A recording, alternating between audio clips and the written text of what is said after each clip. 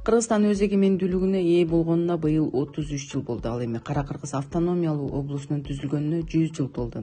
Республиканын жогорку кеңеши 1990 жылдын октябрь айында өлкө аталышын Кыргыз ССРинен Кыргызстан Республикасына өзгөртүп, 1990 жылдын 15 декабрында республиканын эгемендик декларациясын кабыл алып, 1991 жылдын 31 августунда Кыргызстандын эгемендүүлүк күнү жарыяланган.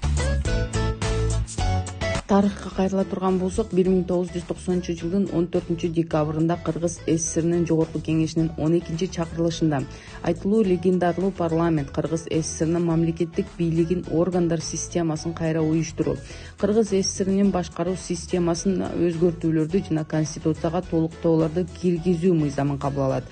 Мыйзамда Кыргыз ССРинин көз карандысыз бийлиги орнотулат.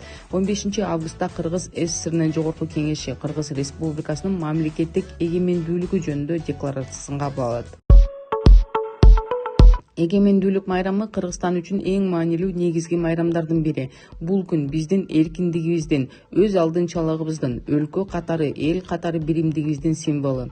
Бул майрам мамлекетибиздеги бир дагы башка майрамдарга теңеле албайт. Бул күн Бишкектеги Ала Тоо аянтында президент Садыр Жапаровдун катышуусунда ири майрамдык иш-чара өтүп, ал белгилүү ырчылардын коштоосунда аяктайт. Ушундай эле иш-чаралар жер-жерлерде дагы өтөт. Балыкчы шаарында дагы мэрдин катышуусунда майрам өтүп, андан кийин тургундардын көңүлүн ачуу максатында концерттер орун алмакчы.